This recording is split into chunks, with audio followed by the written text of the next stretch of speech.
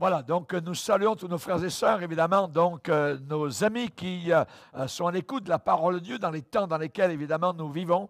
Ce sont, évidemment, une sorte de sonnette d'alarme par rapport, donc, aux prophéties bibliques, sachant qu'aucune prophétie de la Bible ne peut être un sujet d'interprétation particulière, mais c'est poussé par le Saint-Esprit que des hommes ont écrit de la part du Seigneur. Nous allons lire, donc, maintenant, dans cette leçon, particulièrement, on pourrait dire cette conférence, cet enseignement, je l'ai intitulé « Codé » au pluriel et programmé pour l'enfer.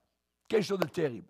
Codé et programmé pour l'enfer. On va lire Apocalypse 13, on va relire donc un passage sur lequel nous sommes arrêtés depuis quelque temps, à partir du verset 11. Verset 11. « Puis je vis monter de la terre une autre bête qui avait 2 cornes, semblables à celles d'un agneau, et qui parlait comme un dragon. Elle exerçait toute l'autorité de la première bête en sa présence. Et elle faisait que la terre et ses habitants, donc quelque chose de mondial, adoraient la première bête, qui est l'Antichrist, dont la blessure mortelle avait été guérie. Elle opérait, donc, cette deuxième bête, de grands prodiges, même jusqu'à faire descendre du feu du ciel sur la terre, à la vue des hommes. Et elle séduisait les habitants de la terre par les prodiges qu'il lui était donné d'opérer en présence de la bête, de l'Antéchrist, disant aux habitants de la terre de faire une image à la bête, à l'Antéchrist, qui avait la blessure de l'épée et qui vivait. Et il lui fut donné d'animer l'image de la bête, une animation, afin que l'image de la bête parle et qu'elle fit que tous ceux qui n'adoreraient pas l'image de la bête de l'Antéchrist soient tués. Et elle fit que tous, donc on parle d'une totalité mondiale, petits et grands, les petits dans les bas-fonds comme les grands dans les hauts lieux, riches et pauvres, libres et esclaves, reçoivent une marque sur leur main droite ou sur leur front. Donc 2 parties du corps définies. Et que personne ne puisse acheter ni vendre, on parle de commerce, sans avoir la marque, le nom de la bête ou le nom de son nom. C'est ici la sagesse. Que celui qui a de l'intelligence calcule, s'il peut, le nombre de la bête, car c'est un nombre d'hommes et son nombre est 666. Amen. Seigneur, nous sommes devant toi au carrefour des générations, alors que nous arrivons, Seigneur, à la fin des temps, alors que nous sommes au bord du gouffre pour certains et au bord du ciel pour d'autres. Nous te demandons, Seigneur, s'il te plaît ta grâce, de comprendre, de réaliser, Seigneur, au point où nous en sommes, combien l'enjeu est grand. On parle d'âme humaine, on parle d'enfer, on parle de ciel. Nous te demandons, Seigneur, que nous puissions faire le bon choix en te choisissant, non pas l'agneau de l'Antéchrist, le faux prophète, mais l'agneau de Dieu qui ôte nos péchés personnels. Nous te bénissons, Seigneur, pour l'amour que nous avons pour la croix du calvaire, pour le sang qui a coulé afin de nous purifier totalement et qu'une robe blanche nous soit posée sur nos épaules avant de comparaître devant le roi de gloire, le Dieu éternel et créateur des cieux et de la planète Terre. Amen et amen. Et tout le peuple dit Amen. Amen. On peut s'asseoir, frères et sœurs. Alléluia. je ne veux pas pouvoir dire, comme dans Hébreux 11, l'écrivain d'Hébreux 11 a dit, le temps me manque. Voyez? Dans un enseignement comme celui-ci, je ne veux pas manquer de temps parce qu'il y a beaucoup de choses, évidemment, donc à déclarer, à définir, à bien savoir. Je bénis, évidemment, le Seigneur pour les moyens techniques que nous avons pour que sa parole puisse aller aux quatre coins de la planète Terre. J'ai intitulé cet enseignement « Codé et programmé pour l'enfer ». C'est exactement ce qui est en préparation actuellement, en gestation pour des milliards de personnes. Pour en revenir simplement à ce que Jésus a dit, sur cette terre, eh bien, il n'y a que deux chemins. Le chemin grand et large qui mène à l'enfer, la plupart des gens y sont dessus, et le chemin étroit qui mène au ciel. Question, sur quel chemin es-tu? On peut changer encore de chemin. Il y a une époque où j'étais moi-même sur le chemin grand et large. Et sans le savoir, je l'ai su plus tard, eh bien, en étant sauvé, je me suis retrouvé sur le chemin étroit qui mène au paradis. Sans que je l'ai gagné, on ne peut pas gagner son ciel, on ne peut pas gagner un cadeau. Le cadeau du ciel nous est donné par Jésus, donc notre Sauveur. Nous allons nous arrêter aujourd'hui sur ce qui commence, je dirais, à se préparer, à se mettre en scène sur la scène mondiale. Et nous allons voir dans cet enseignement l'œuvre des puissances sataniques durant la grande tribulation, mais qui sont déjà en opération actuellement. Et les alliés de Satan, puisque Satan va avoir beaucoup d'alliés, eh bien sur cette terre, ils seront pleinement énergisés, fortifiés par lui-même, par Satan. On nous donne beaucoup d'informations sur la forme finale de ce que j'appellerais le royaume des gentils. Le royaume des gentils, c'est-à-dire des non-juifs, des païens, et on va nous dévoiler dans la Bible le caractère de son leader, l'antichrist, l'homme contre le Christ. Et son bras droit, son ministre, premier ministre, on pourrait dire d'une certaine manière, appelé dans la Bible la deuxième bête ou encore le faux prophète. Ce sera le dernier grand effort de Satan pour renverser, pour faire échouer le plan de Dieu avant la venue visible au monde entier de son Fils lorsqu'il reviendra avec son Église, qui aura été enlevée 7 ans auparavant, donc pour éviter cette période terrible, donc appelée la Grande Tribulation. Le Seigneur Jésus viendra établir un royaume sur terre, le royaume millénaire, pendant 1000 ans. Pour revenir à la bête, l'appellation, la nomination bête convient très très bien à ce que sera le caractère de l'Antichrist et de son royaume mondial. Et c'est certainement très effrayant. Je ne comprends pas comment des chrétiens veulent passer par cette période-là. Jésus a parlé de prier, de veiller pour avoir la force d'échapper à ces choses-là. D'échapper. Moi, je veux échapper. Parce que ce sera très effrayant. Parce que Daniel le prophète, qui est, je dirais, qui a écrit une sorte d'apocalypse, l'Apocalypse dans l'Ancien Testament, Daniel a décrit ce royaume et en même temps celui qu'il dirige, et je cite les mots de la Bible, terrible, épouvantable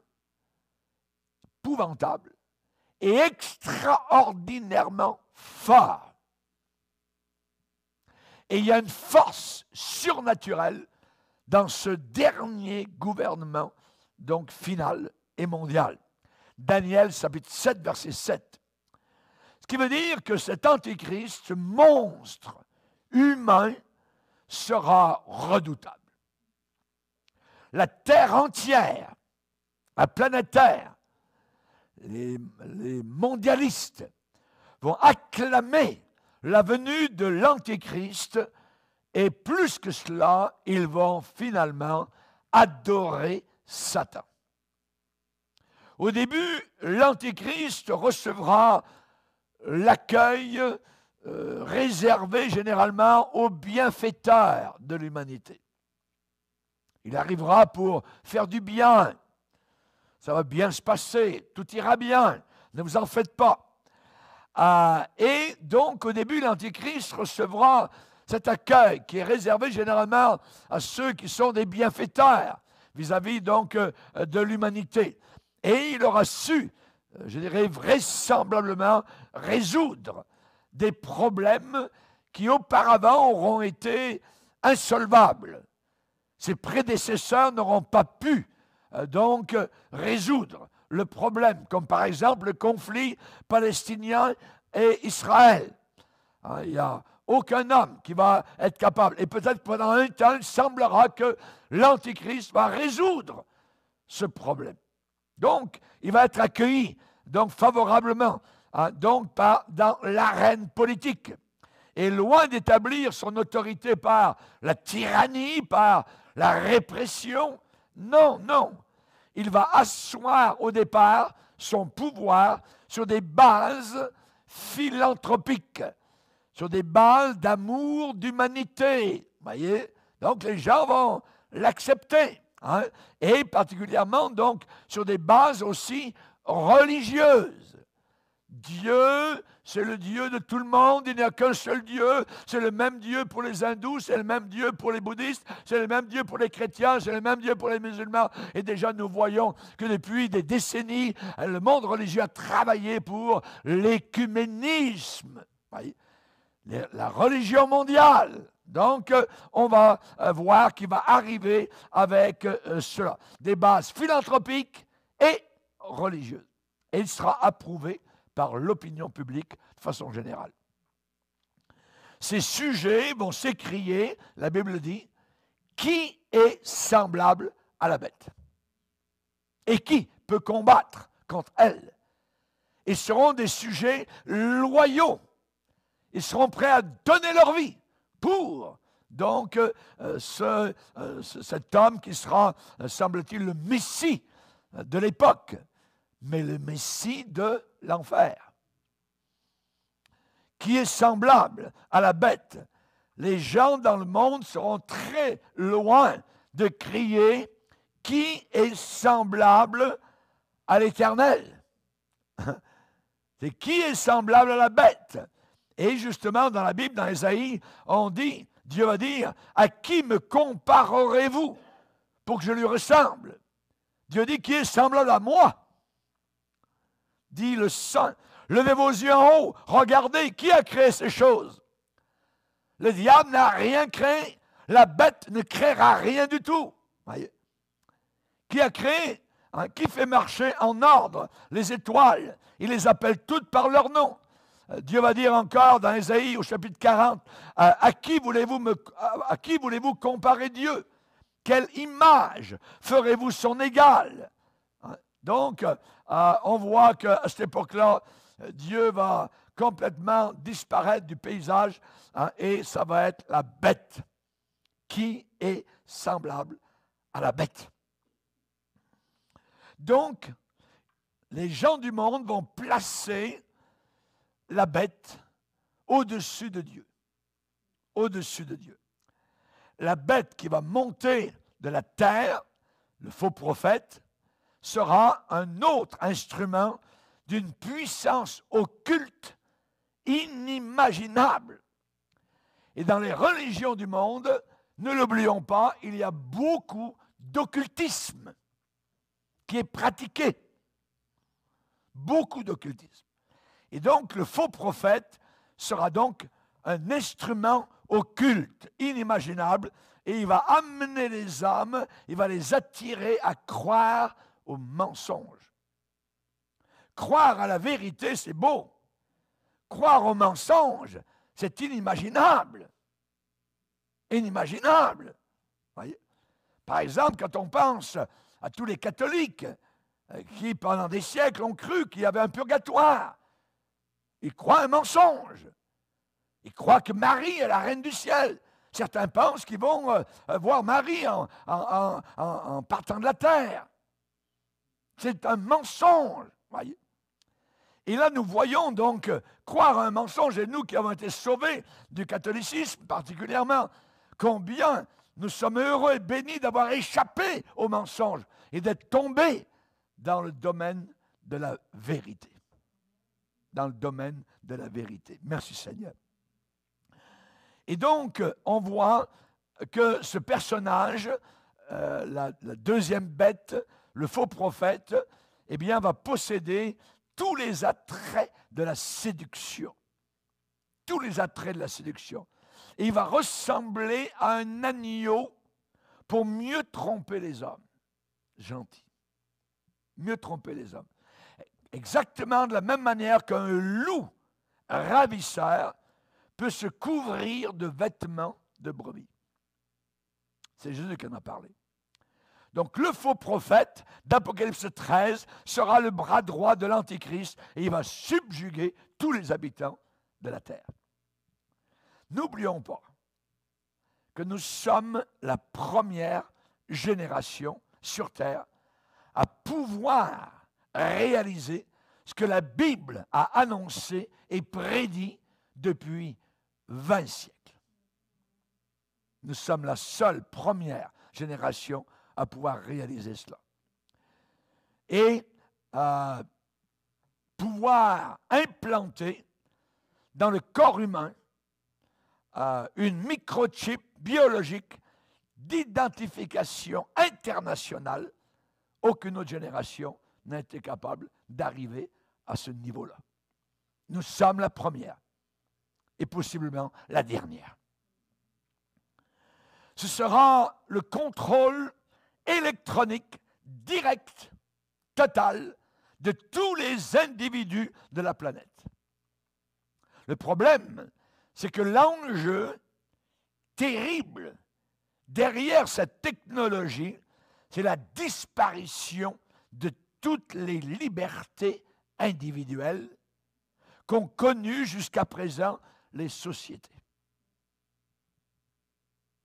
En effet, le moment venu, toute personne qui n'adhérera pas à ce tout nouveau système d'identification et qui va le refuser ne pourra plus ni acheter ni vendre.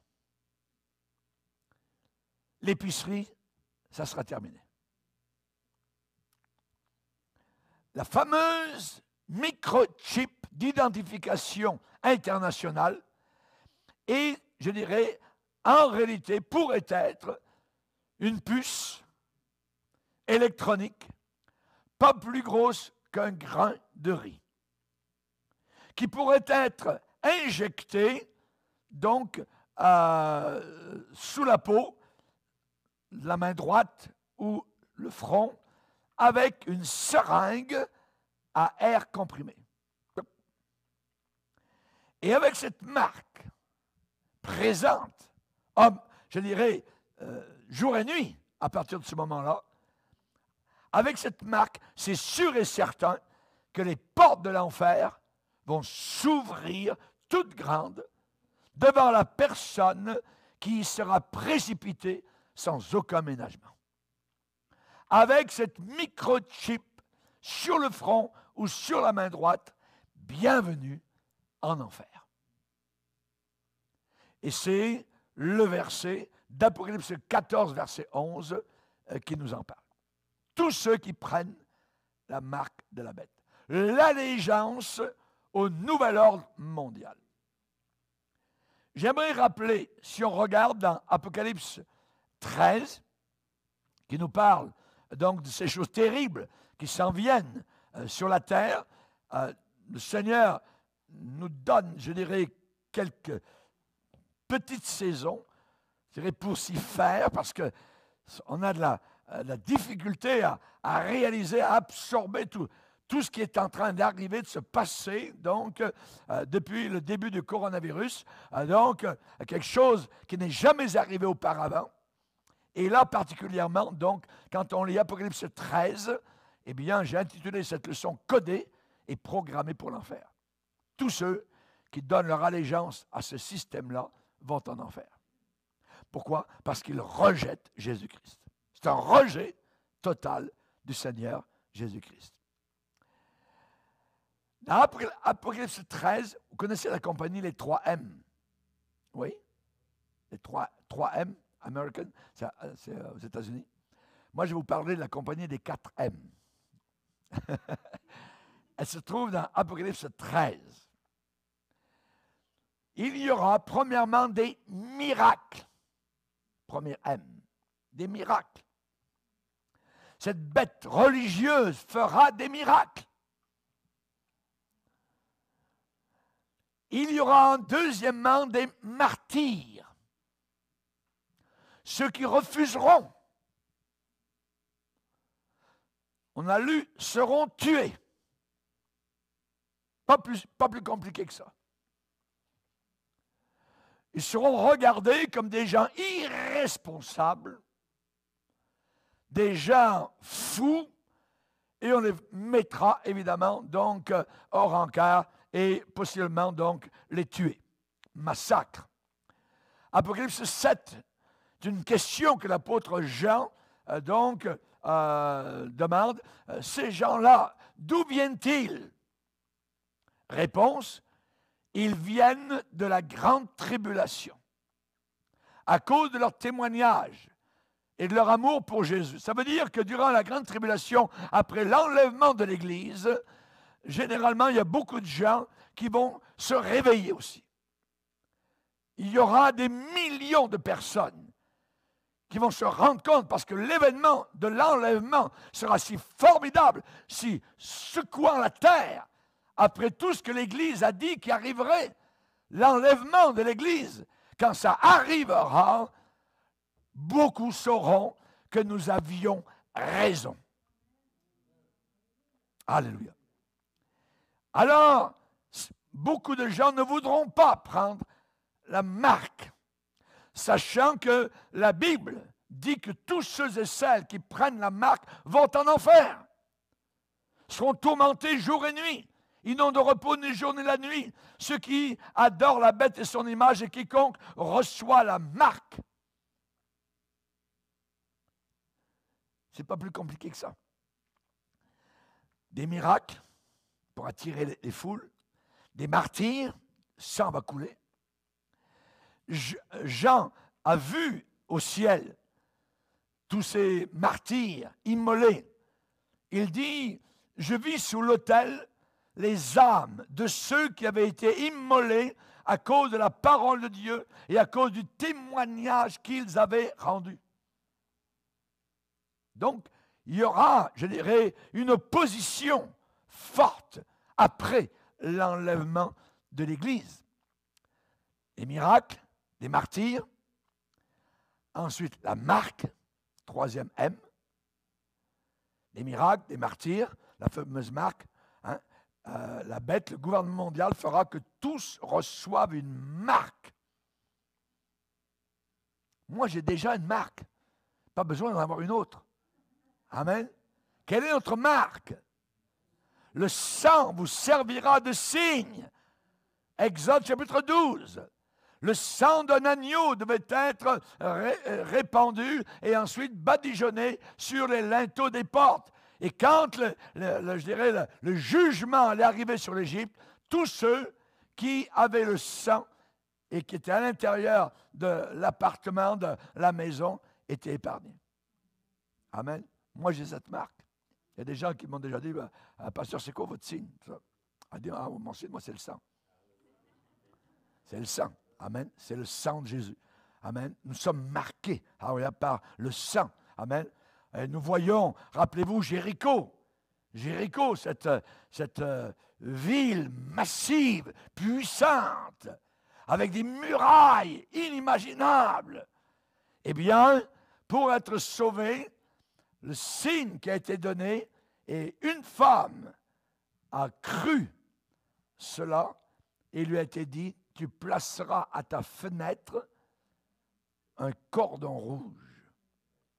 Et quand l'assaut sera donné, tu seras épargné avec tous ceux qui seront avec toi dans ton appartement. Alléluia. Le sang rouge.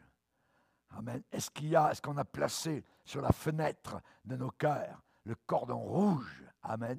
Pour être sauvé. Pourquoi? Parce que ce monde, cette Babylone, va s'écrouler. Tout va tomber. Et qui aura raison? Qui sera vainqueur? Ceux qui ont cru en Jésus uniquement. Alléluia. Donc, Apocalypse 13, les 4 M. Les miracles, les martyrs, la marque et le mystère. Le mystère, c'est mystérieux. Tout ce que nous vivons depuis, je dirais, quelque temps, on cherche à sonder, à regarder, on écoute, on sonde les Écritures, l'Apocalypse, la Bible. Il n'y a jamais eu autant de Bibles qui ont été vendues depuis quelque temps. Et nous bénissons le Seigneur, voyez. Et encore quelqu'un, j'avais au téléphone tout à l'heure, qui veut venir à notre assemblée, tout ça. Il dit, mais pasteur, mais c'est merveilleux d'avoir un pasteur aujourd'hui. Il semble que toutes les églises sont fermées depuis des mois et des mois, voyez. Et j'ai besoin, moi, d'entendre la parole de Dieu. Ah, j'ai dit à la personne, bienvenue. Ah, bienvenue. Alléluia, gloire à Dieu. Et donc, nous avons les 4 M, les miracles, les martyrs, la marque, le mystère. Paul a dit, le mystère de l'iniquité agit déjà. Donc, nous sommes maintenant dans un temps de mystère. C'est mystérieux, l'iniquité. L'iniquité, le péché. Comment ça se fait que des gouvernements veulent le contrôle du monde entier? C'est quoi? Veulent, je dirais, haïr les chrétiens, les mettre à part, ainsi de suite. Pourquoi on a fait de mal à personne? Il y a quelques années, nous étions les meilleures personnes au monde. Et on n'a pas changé. Et nous sommes encore les meilleures personnes au monde. Mais tout d'un coup, les choses ont changé. Le mal devient bien et le bien devient mal. C'est mystérieux tout ça. Le mystère de l'iniquité. Jésus a parlé de cela. En parlant de la fin des temps, il a dit le mystère de l'iniquité augmentera. Raison pour laquelle la charité du plus grand nombre se refroidira. C'est mystérieux. Donc, les 4 M, je voulais m'arrêter là-dessus. Et au verset 18 d'Apocalypse 13, il est dit, c'est ici la sagesse, que celui qui a l'intelligence. Actuellement, il faut que nous ayons l'intelligence. Il faut comprendre ce qui est en train de se passer. On a la difficulté parce qu'on veut croire à la bonhomie, on veut croire à la bienfaisance de ceux qui sont en train de diriger les masses, je dirais, de moutons, qu'on emmène à être égorgés, voyez. Mais il paraît si gentil, si bon, si conciliant, c'est pour vous faire du bien, tout ça, on prend soin de vous, de nos vieillards, et ainsi de suite. On va vous poinçonner, on va vous marquer, on va s'occuper de tout ça. On a la difficulté à croire que c'est faux, c'est des mensonges. Il y a un plan satanique et diabolique derrière tout cela. C'est ici la sagesse, que celui qui a l'intelligence. Vous considérez-vous comme une personne sage? Vous êtes mieux d'être sage, actuellement. Amen. Quand j'étais petit, on me disait, sois sage comme une image. Vous voyez? C'est maintenant qu'il faut l'être. Il faut être sage. Il faut être sage. Jésus a parlé des vierges sages. Sages, qui avaient la sagesse. Elle n'avait pas seulement la lampe, mais l'huile dans la lampe. Avoir une lampe, avoir une religion, une dénomination, une église chrétienne, c'est juste le verre de la lampe. Mais la lampe ne sert à rien s'il n'y a pas d'huile à l'intérieur. L'onction de Dieu, la vie de Dieu, l'Esprit de Dieu. Sans le Saint-Esprit, personne ne va aller au ciel. Nous avons besoin d'être sages. Alors il faut développer quoi? Il faut développer la connaissance, il faut développer la sagesse, il faut développer le discernement. Il y a des passages dans la Bible qui nous enseignent sur la sagesse, sur la connaissance que nous, chrétiens, possédons. On a une connaissance que les païens n'ont pas. On a une connaissance et une sagesse que même certains qui se disent chrétiens n'ont pas. Parce qu'à l'intérieur des vierges, il y en a qui sont sages et d'autres folles. Et nous voulons faire partie des sages. La Bible dit dans 1 Corinthiens 2, les choses de Dieu, eh bien nous les connaissons et Dieu nous les a révélées par le Saint-Esprit. Paul va dire, personne ne connaît les choses de Dieu si ce n'est pas au moyen de l'Esprit de Dieu, afin que nous connaissions les choses de Dieu. Mon peuple périt faute de connaissance. Ça veut dire qu'il faut que je connaisse, il faut que je sache. Il faut que je me plie devant la parole de Dieu et que j'arrête d'écouter le monde. Le monde va m'induire en erreur. Le monde n'a pas de lumière. La Bible dit dans Éphésiens que les païens ont l'intelligence obscurcie. Obscurcie. Nous avons l'intelligence éclairée depuis que nous sommes sauvés. Alléluia. Dans Éphésiens, premier chapitre, on va aller voir. Éphésiens, premier chapitre. Éphésiens, premier chapitre, on nous parle au verset 8, selon la richesse de sa grâce que Dieu a répandue abondamment sur nous. Comment cela? Par toute espèce, toutes sortes de sagesse et d'intelligence, nous faisant connaître le mystère de sa volonté. Amen.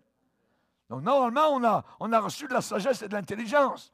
Regardez un peu plus loin, verset 17, la prière de l'apôtre Paul pour les chrétiens de la ville d'Éphèse.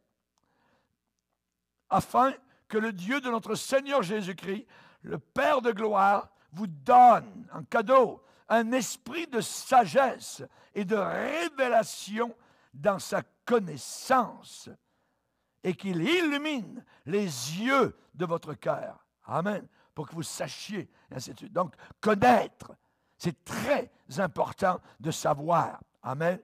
Que le Père de gloire vous donne un esprit de sagesse et de révélation dans sa connaissance.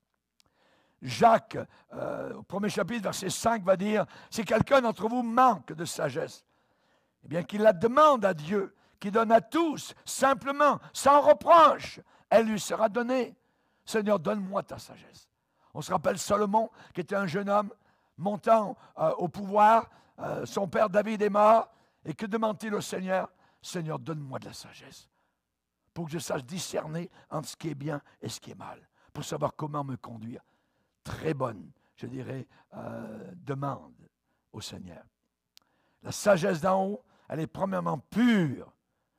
Premièrement pure. Ensuite, pacifique. On parle de paix, paisible, modérée. Jean, lui, va dire d'une autre façon, cette connaissance que nous avons en nous, il va dire, vous avez reçu l'onction et vous avez tous de la connaissance. Vous avez reçu l'onction. Amen. Dans l'Ancien Testament, c'était symbolisé par de l'huile que recevaient certaines personnes. Dans le Nouveau Testament, le moment où on a été sauvés, il y a une onction, l'onction du Saint-Esprit qui est sur nous, qui nous donne spécialement la connaissance. Alléluia. Et Jean va dire, vous avez reçu l'onction, vous avez tous de la connaissance. Et un peu plus loin, au chapitre 2, la première épître de Jean, chapitre 2, verset 27, il va dire, son onction vous enseigne toutes choses. Vous enseigne toutes choses. Les vrais chrétiens, à l'époque dans laquelle nous sommes, parlent le même langage. C'est drôle. Parce que depuis certains événements, il y a des choses qui se passent, voyez, et il y en a qui, on dirait, restent à l'arrière, parce qu'ils ne comprennent pas ce qui est en train de se passer. Mais les vrais chrétiens authentiques, marchant dans l'Esprit de Dieu, parlent le même langage. On les mêmes pensées par rapport à ce qui est en train de se passer. Maintenant, ce que j'aimerais dire, c'est que personne ne connaît le jour et l'heure lorsque des événements arriveront à la fin, à la toute fin. L'identité des deux combattants, ces deux combattants clés contre Dieu, l'Antichrist et le faux prophète, voyez, leur identité sera cachée totalement jusqu'à ce que le temps arrive où ils seront révélés. Et nous ne serons plus là. Et nous ne serons plus là. Il faut, c'est nécessaire, c'est ce que la Bible dit, il faut que celui qui le retienne, qui empêche l'Antéchrist, il faut que celui qui le retienne ait disparu. Mon frère, ma soeur, tu ne peux pas aller contre ce verset. Il faut qu'il y ait une disparition. Et la Bible annonce depuis longtemps la disparition. En un instant, en un clin d'œil, nous disparaîtrons. 1 Corinthiens 15. Thessaloniciens nous parle de l'enlèvement. Hallelujah. L'enlèvement de l'Église soudain. Hallelujah. Uniforme. Au même moment, au même instant, la même seconde, tout au travers de la planète Terre. Merci Seigneur. Réunion dans la gloire autour de Jésus que nous verrons finalement. Alléluia. Gloire au Seigneur. Il faut, pour que vienne l'Antichrist et le faux prophète, il faut que celui qui le retienne ou qui les retienne ait disparu. Ensuite, Paul dit ensuite, alors paraîtra l'Antichrist. L'Église ne verra pas l'Antichrist ni le faux prophète. En attendant l'enlèvement, que devons-nous faire? Nous devons combattre contre l'illusion mondiale, le mensonge mondial. Aujourd'hui, j'ai parlé à un pasteur au Congo, j'ai parlé à quelqu'un qui travaille dans l'œuvre de Dieu en Roumanie. On parle le même langage. Et pourtant, on est à des dizaines de milliers de kilomètres loin de nous. Et on parle le même langage chrétien par rapport aux événements qui sont en train de se passer actuellement. Nous devons combattre le mensonge mondial.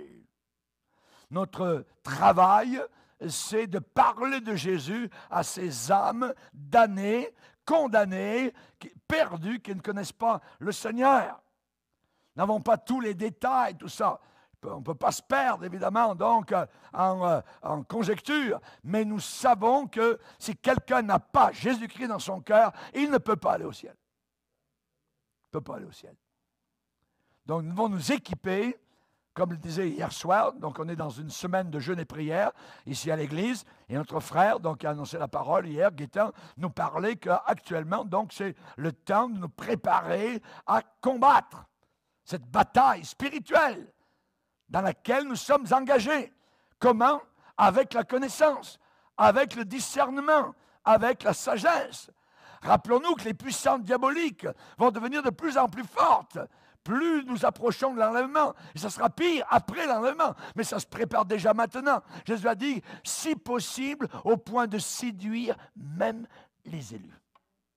Jésus a dit cela. Même les élus. Donc, faisons très attention. Accrochons-nous à la parole. Tout cela, je dirais, cette sagesse, cette connaissance, ce discernement ne vient que du Père, du Fils et du Saint-Esprit. Au travers des dons du Saint-Esprit et au travers de la révélation parfaite de la parole de Dieu. dans ce livre. Tout est compris. Vous avez tout pleinement, totalement, complètement en Jésus-Christ. Je n'ai pas besoin de chercher ailleurs. Amen. Alléluia. Les fils d'Issachar, par exemple, dans l'Ancien Testament, il est dit qu'ils avaient la connaissance des temps pour savoir ce que devait faire Israël. Nous savons ce que nous devons faire. Et nous le faisons bien, encore cette semaine, de jeûner, de prier, nous humilier devant le Seigneur, nous préparer à cette rencontre fulgurante. Hallelujah. Jésus, pour moi, personnellement, n'a jamais été aussi proche. Hallelujah. Je ne l'ai jamais connu aussi proche que cela, que maintenant, ce soir, à l'heure à laquelle je vous parle. Il est formidable, il est merveilleux, il est glorieux. J'ai assez hâte d'aller le voir. Hallelujah. Merci Seigneur. Lui que vous aimez sans l'avoir vu. Lui que vous aimez. Hallelujah. Gloire au Seigneur. Merci Seigneur. La question, êtes-vous équipé pour faire face au défi du drame, je dirais, de la fin des temps? Le drame d'aujourd'hui. Êtes-vous prêt à faire face, je dirais, à ces défis, ce drame terrestre avec la puissance céleste? Ce n'est qu'avec cela, qu'avec la puissance céleste, qu'on pourra combattre ce qui se passe terrestre ici, actuellement. Et je vous en ai parlé déjà au début, mais on va le revoir. Donc, la question que je vous repose, êtes-vous un habitant du ciel ou êtes-vous un habitant de la terre? Amen. Alléluia. Gloire au Seigneur. On va voir. Regardez bien. Alors, prenez votre Bible. On va commencer rapidement. Apocalypse 6. Apocalypse 6, verset 10. Ils crièrent d'une voix forte en disant, « Jusqu'à quand, Maître saint et véritable, tarderas-tu à juger et à tirer vengeance de notre sang sur les habitants de la terre? » Donc, c'est des gens qui sont identifiés à la terre. Un peu plus loin, Apocalypse chapitre 8, verset 13. 8, verset 13. Je regardais, j'entendis un aigle qui volait par le milieu du ciel, disant d'une voix forte, « Malheur, malheur, malheur aux habitants de la terre !» Un peu plus loin, chapitre 11, verset 10. 11, verset 10. Et à cause d'eux, les habitants de la terre se réjouiront lorsque les deux témoins, donc, auront été tués par l'Antéchrist.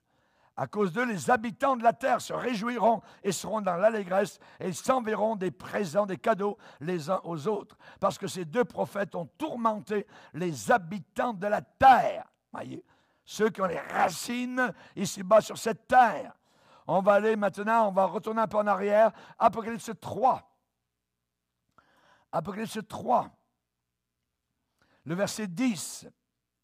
Le Seigneur promet à l'église de Philadelphie, l'église de la fin des temps, l'église fidèle, parce que tu as gardé la parole de la persévérance en moi, je te garderai aussi de l'heure, de la tentation qui va venir sur le monde entier pour éprouver les habitants de la terre. Encore là, les habitants de la terre, voyez. On va aller un peu plus loin, Apocalypse 13 et le verset 8. 13, 8. 13, verset 8, il est dit, « Et tous les habitants de la terre l'adoreront, ceux dont le nom n'a pas été écrit de la fondation du monde dans le livre de vie de l'agneau qui a été immolé. Et tous les habitants de la terre l'adoreront. » Voyez, donc, Satan et l'Antichrist. Un peu plus loin, verset 12. Elle exerçait, donc, la deuxième bête, toute l'autorité de la première bête en sa présence, et elle faisait que la terre et ses habitants, ça veut dire les habitants de la terre, voyez, adoraient la première bête dont la blessure mortelle avait été guérie. Ensuite, le verset 14. Et elle séduisait les habitants de la terre par les prodiges qui lui étaient donnés d'opérer en présence de la bête, disant aux habitants de la terre de faire une image à la bête. Donc, on voit donc tout cela. Et la question, évidemment, donc, c'est d'être un habitant du ciel. La Bible déclare que lorsque nous avons été sauvés, nous avons été projetés dans la présence de Dieu, assis avec Christ, donc dans les lieux célestes. Nous sommes déjà les habitants du ciel. Amen. Pourquoi? Parce que notre cœur est déjà là-haut au ciel. On va lire maintenant Apocalypse 12, verset 12. 12, 12. 12, 12. C'est pourquoi réjouissez-vous, cieux, et vous qui habitez dans les cieux. Amen. C'est nous qui habitons dans les cieux. Gloire au Seigneur. Ensuite, 13, verset 6. 13, verset 6. Elle ouvrit sa bouche, l'Antichrist, pour proférer des blasphèmes contre Dieu, pour blasphémer son nom et son tabernacle, et blasphémer qui? Ceux qui habitent dans le ciel. Alléluia. On sera là-haut dans le ciel, ils vont continuer à nous blasphémer. Imaginez, tellement leur haine sera attachée à leur cœur. Merci Seigneur. Amen. Nous sommes assis dans les lieux célestes en Jésus-Christ. L'apôtre Paul avait une grande tristesse. Il parlait de certaines personnes et il disait, il y en a plusieurs qui marchent en ennemis de la croix de Christ. Je pense qu'il parlait de certains chrétiens qui se disent chrétiens. Et je vous en ai souvent parlé, Paul le déclare, et j'en parle maintenant encore en pleurant. Leur fin sera la perdition. Leur fin sera l'enfer. Pourquoi? Il dit, ils ont pour Dieu leur ventre, leur sensualité. Et ils mettent leur gloire dans ce qui fait leur honte. Ils ne pensent qu'aux choses de la terre.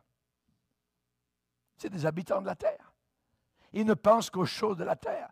Un petit peu de religion, un petit peu de vernis, mais ils n'ont pas, je dirais, la racine dans le ciel. Nous sommes habitants du ciel. Et Paul va dire, mais notre cité à nous est dans les cieux. Notre cité à nous est dans les cieux. Alléluia. Nous sommes habitants du ciel. Paul va dire aux Colossiens, attachez-vous aux choses d'en haut et non pas à celles qui sont sur la terre. Affectionnez-vous pour les choses d'en haut. Alléluia. Et vous démontrez ce soir, en écoutant la parole de Dieu, votre affection pour les choses d'en haut. Amen. Nous parlons ici des choses d'en haut. Alléluia. Malheur à moi comme pasteur, si je me mets à parler uniquement des choses de la terre, à vous enraciner dans l'argent de la terre, dans la poubelle de la terre, en vous disant qu'il n'y a pas de problème à vivre dans le péché, ainsi de suite. Malheur à moi, voyez, si je n'annonce pas l'évangile de gloire, le véritable. Paul va dire mon évangile, pour lequel je souffre jusqu'à être traité comme un malfaiteur. Alors, évidemment, ce qui se passe, la grande question, c'est quand vont arriver toutes les choses d'Apocalypse 13. Je répète, il faut que celui qui le retienne encore ait disparu. Ça, je vous l'enfonce dans le crâne, fois après fois, parce que je sais qu'il y a tous ces chrétiens, pauvres chrétiens, qui veulent passer par la grande tribulation. Hein? Quand... question que certains posent, on va voir l'Antichrist, on attend l'Antichrist, tout ça, il est proche de venir. Non, on ne le verra pas. C'est l'enlèvement qui est proche. Alléluia. Donc, il y a des gens qui posent la question, pasteur, quand est-ce que viendront l'Antichrist et son acolyte? Personne ne le sait. Voyez. Quand arrivera le grand dictateur mondial? On sait, nous, comme chrétiens, une chose, c'est que le monde se prépare pour le triumvirat infernal de Satan. Satan, l'Antichrist et le faux prophète. On est en train actuellement de donner les rôles aux différents joueurs sur l'échiquier mondial avant l'entrée en scène, avant le jeu sur le terrain. L'ouverture, le début du chaos est pensé, imaginé, prévu, orchestré. Un plan diabolique, un plan mondial, un plan maléfique. Les phares sont en train de baisser leur lumière. L'enlèvement de l'Église sera la levée du rideau. Une fois l'Église enlevée, le rideau s'ouvre et apparaît l'Antéchrist et son faux prophète. La nuit s'en vient. Ça sera, je dirais, une pauvre terre à vivre lorsque l'Église ne sera plus là. C'est nous qui donnons la saveur encore, l'espoir, avec un sourire, avec une bonne poignée de main à quelqu'un, avec une embrassade à quelqu'un de notre famille, ainsi de suite. Ne t'en fais pas. Hein, Jésus est là. Hein, il a promis d'être avec toi envers et contre tout. C'est nous l'Église qui sommes là. Mais imaginez quand tout cela, cet encouragement aura totalement disparu. Ce monde sera un désert. Ça sera désertique, vide, froid, glacial. Sentinelle, que dis-tu de la nuit? La nuit s'en vient, mais le jour aussi. Alléluia.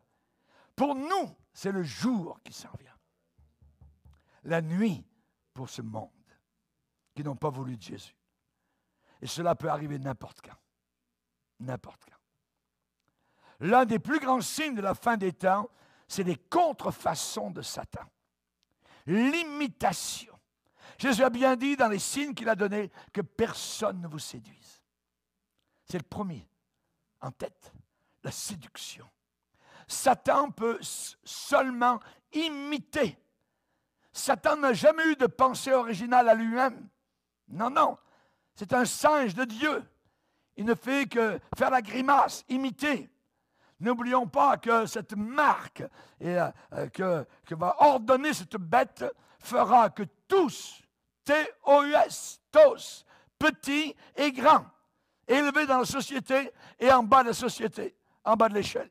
Tous, petits et grands, reçoivent une marque sur la main droite ou sur le front et personne ne puisse acheter ni vendre sans avoir la marque, ni le nom de la bête ou le nombre de son nom. Ne peut. Je m'arrête dans ce verset sur personne ne puisse acheter. Personne ne pourra.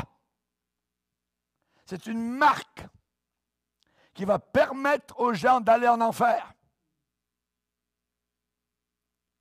Jésus a dit, si quelqu'un n'est pas né de nouveau, il ne peut pas entrer au ciel. Moi, je préfère aller dans ce sens-là. Es-tu né de nouveau? Alléluia. C'est très important. Jésus a dit deux choses. Et si quelqu'un n'est pas né de nouveau, il ne peut pas voir le royaume de Dieu. Et quelques versets plus bas, il dit à Nicodème, si quelqu'un n'est pas né de nouveau, il ne peut pas entrer dans le royaume de Dieu. Raison pour laquelle Jésus a dit beaucoup vont frapper à la porte. Et je leur dirai, je ne vous connais pas. C'est maintenant qu'il faut donner sa vie à Dieu. Bienvenue en enfer. C'est terrible ce qui est en train de... Et ce n'est pas de la science-fiction. Peut-être une microchip d'identification internationale. Le contrôle électronique direct de tous les individus sur la planète Terre. Ce qui voudra dire la disparition de toutes les libertés individuelles que les gens ont connues jusqu'à présent. Toute personne qui n'adhérera pas à ce système d'identification n'aura plus la possibilité d'acheter ou de vendre.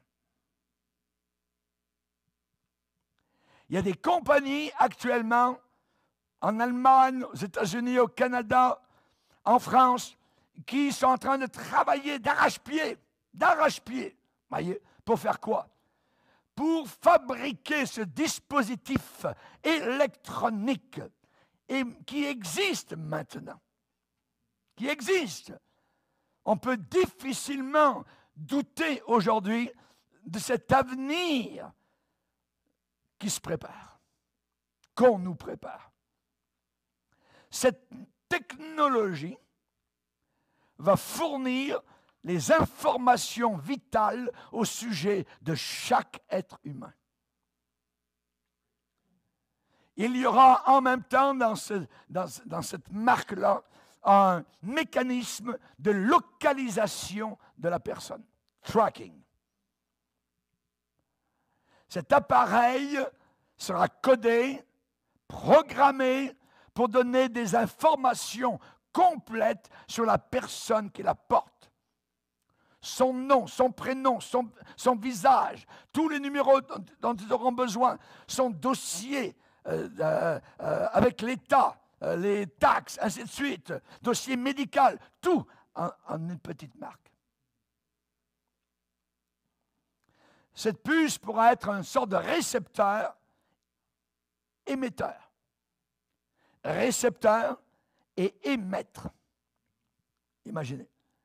Donc, une sorte d'onde radio, radar, laser, qui sera activée par transmission, par ordinateur ou satellite au-dessus de la Terre. Actuellement, chaque semaine, ils sont en train d'envoyer des dizaines de satellites autour de la planète Terre. Chaque semaine. Ils préparent cela. Donc, le stade 1, c'est quoi? Le stade 1, c'est l'expérimentation. Et on l'a déjà eu sur les chiens. Perdez votre petit chien, il est pucé. On va le retrouver. Ordinateur, il est à tel endroit. Ça, c'est le stade 1, l'expérimentation. Les oiseaux, le vol des oiseaux. On les puce, et ensuite, ils s'en vont à 10 000 km, tout ça. Ah, tiens, on ne savait pas. Puis c'est beau, on regarde ça le soir à la télévision, c'est magnifique. Les enfants qu'on perd, tout ça. Mais il faut les pucer directement, dès le berceau. Comme ça, s'ils se font voler, alors, il n'y a pas de problème, on les retrouvera. Expérimentation. Expérimentation. Les voitures. Les voitures, maintenant, depuis plusieurs années, eh bien, ont un système à l'intérieur pour savoir où est votre voiture. Qui la conduit? Si quelqu'un la vole, c'est merveilleux, voyez. Tout cela est en train de préparer ce système. Les militaires ont déjà expérimenté cela sur les champs de guerre, comme les Américains, quand ils sont allés se battre dans les régions, les déserts du Koweït, certains étaient pucés. Ça, c'est l'étape 1. L'étape numéro 2, c'est le conditionnement des personnes. Il faut que les personnes soient conditionnées, soient préparées, continuent à accepter, comme ils ont accepté le masque. C'est une préparation psychologique, mentale, pour que les foules s'habituent en masse à faire le même geste, aux mêmes endroits et les mêmes pensées, la pensée unique. N'oubliez pas que nous vivons dans un monde de mensonges. Il n'y a que les chrétiens qui sont dans le monde de la vérité.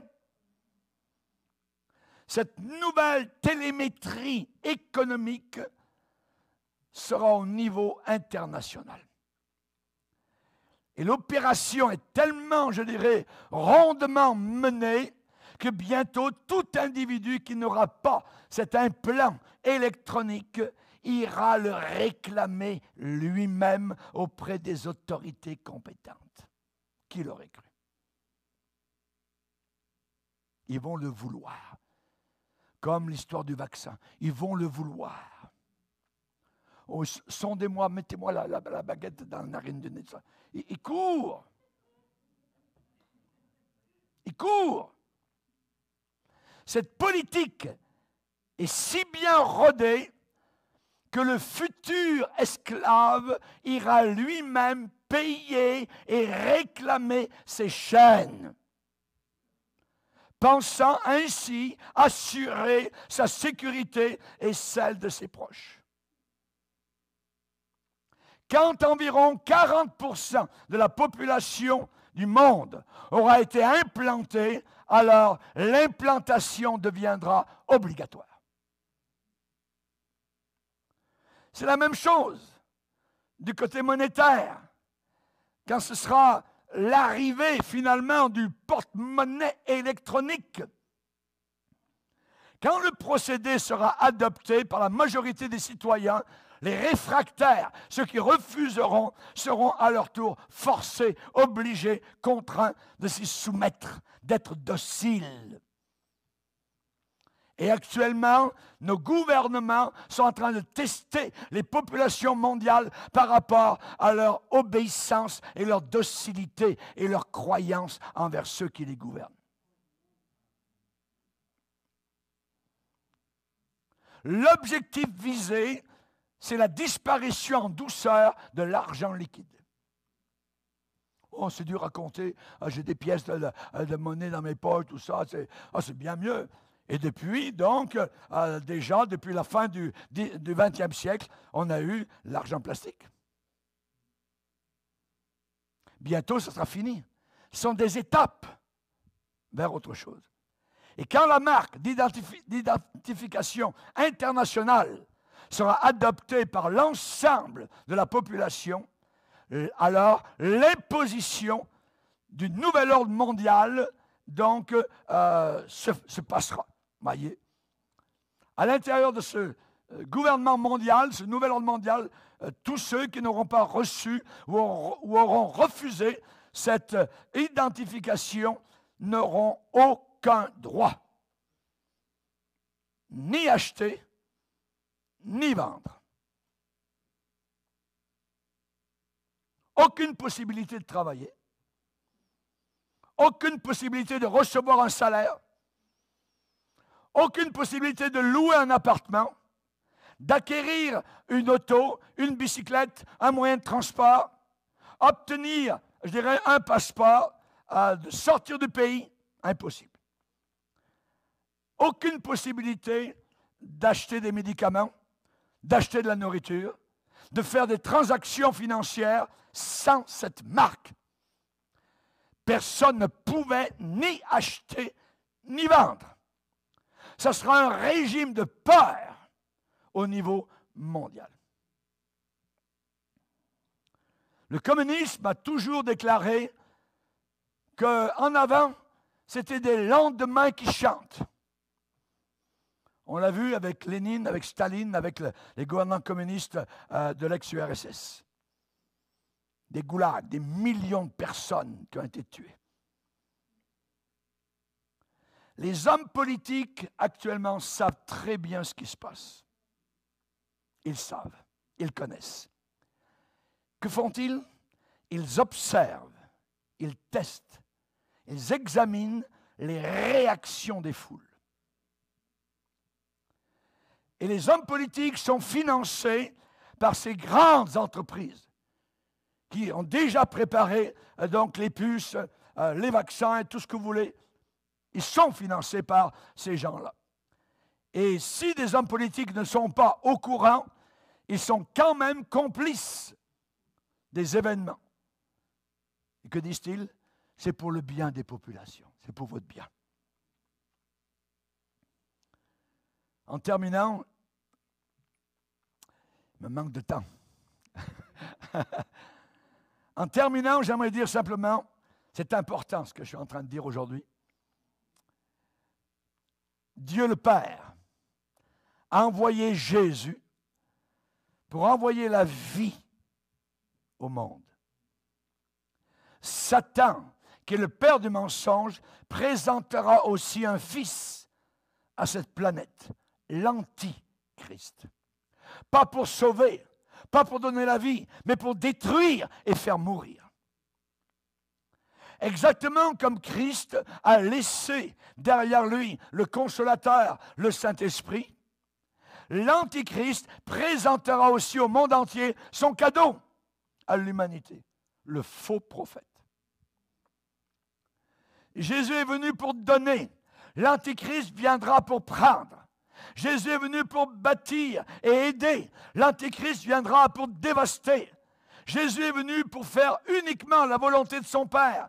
L'Antichrist viendra et ne pourra faire que les choses que Satan lui enseignera et dans lesquelles il le dirigera. Mais je vous laisse avec des bonnes nouvelles. C'est que l'Antichrist et ses cohortes seront vaincus de façon spectaculaire. Alléluia! Gloire à Dieu. Il y aura une invasion céleste quand nous viendrons avec Christ pour envahir une planète en rébellion Et le Seigneur enverra l'Antichrist et le faux prophète en enfer. Vous relirez Apocalypse chapitre 19. Nous y arriverons dans quelques temps.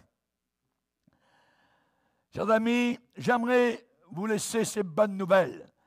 C'est que le temps de l'Antichrist et du faux prophète à la direction du monde sera très court, juste quelques années. Et à ce moment-là, ces deux êtres auront créé un chaos, un désastre tellement inimaginable avec des dégâts que Dieu va dire « Enough is enough ». Assez. Et il enverra son Fils, Jésus, pour arrêter, stopper tout cela. Quand Jésus est venu la première fois dans le monde, c'était le bébé de Bethléem. Marie a touché la peau de Dieu. Ça serait le titre de toute une prédication. Alléluia. Mais quand il va revenir la deuxième fois, il reviendra en conquérant et en vainqueur. Alléluia.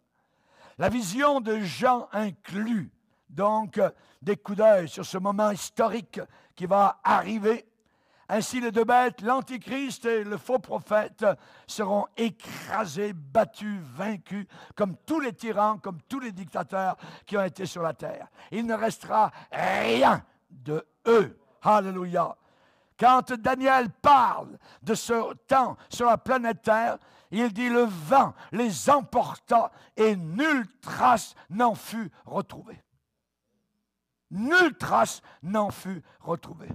Moi et toi, mon frère, et toi, ma sœur, dans l'éternité, je me tiendrai à côté de mon roi Jésus-Christ.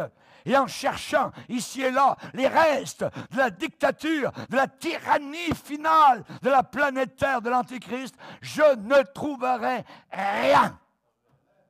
Autant en emporte le vent. Baissons nos têtes et prions Dieu. Seigneur, nous voulons te glorifier. Seigneur, quelle espérance de gloire tu as placé dans nos âmes vivantes. Alléluia. Tu es le Dieu de gloire, Seigneur. Tu nous as créés avec la pensée de l'éternité. Et nous savons, Seigneur, que nous vivrons avec toi. Il y a une ville dans la gloire qui nous a été préparée. Nous ne sommes pas chez nous, ici-bas sur cette terre. Garde-nous, Seigneur, avec la pensée du voyageur qui ne fait que passer. Nous voulons nous regarder comme des voyageurs ici-bas sur cette terre, car tu as dit que votre cœur ne se trouble pas. Croyez en Dieu et croyez aussi en moi. Il y a beaucoup de demeures dans la maison de mon Père. Si cela n'existait pas, je vous l'aurais dit. Alléluia. Seigneur, nous te bénissons et te glorifions, car tu es le chemin, la vérité et la vie, et nul ne vient au Père que par toi. Amen et amen. Et tout le peuple dit Amen. Levons-nous ensemble devant le Seigneur. Alléluia.